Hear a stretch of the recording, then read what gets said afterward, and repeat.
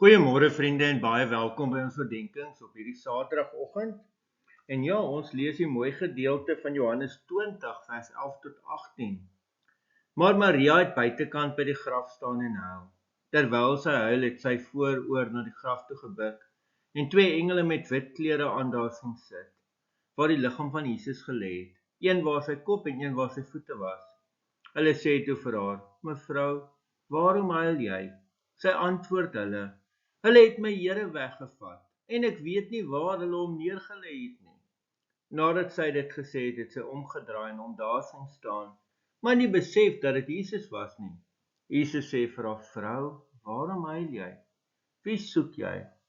Sy het gedink hy is die tuinier en sê toe vir hom: "Meneer, as u hom verwyder het, sê vir my waar u hom neergelê het en ek sal hom wegneem."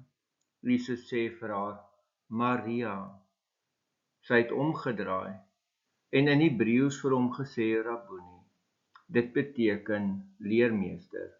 Jesus sê vir haar: "Moenie my langer vashou nie, want ek het nog nie na die Vader opgevaar nie.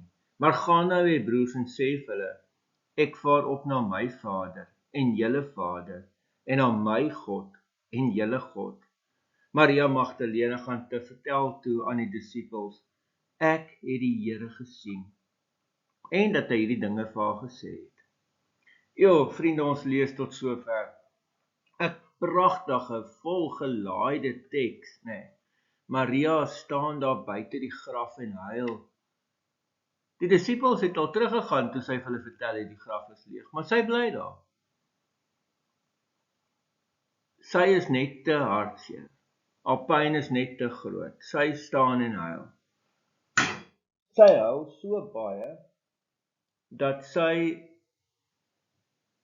in die graf in kyk en twee engele sien en met hulle praat, asof dit die mees alledaagse verskynsel in die wêreld is. En die engele vra vir haar: "Vrou, wie soek jy?" Ek meen, ek sal iets oorkom as ek 'n engel sien, of as hy met my praat, né? Ek gaan nie kalm met hom 'n gesprek voer nie. Maria is so hartseer. Dit kom nie eers by haar op nie. Sy praat met hulle of dit die mees algemeenste ding is. Al wat vir haar saak maak is, hulle het die Here weggevat en sy weet nie waar hom neergelê het nie. Nou draai sy om en hier staan iemand by haar. En sy dink is die tuinier en dis dieselfde vraag wat sy vir hom het. Waar is hy? En dan gebeur iets. Jesus, sy is so deur die trane en so hartseer dat sy nie eens kan besef dis Jesus nie. En dan roep hy haar Maria. Dan noem hy haar op haar naam. En wanneer hy sê Maria, dan besef sy dat dit Jesus is.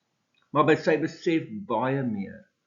Ons hoor hier in die Hebreëse woord wat ons hier neergeskryf, Rabboni. En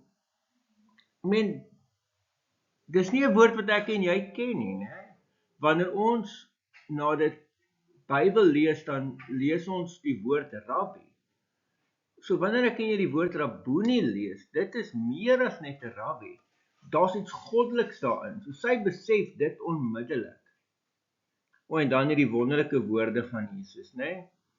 Gaan sê nou vir my broers, gaan sê vir die disippels: ek vaar op na my Vader, wat nou ook julle Vader is, en na my God, wat ook nou julle God is.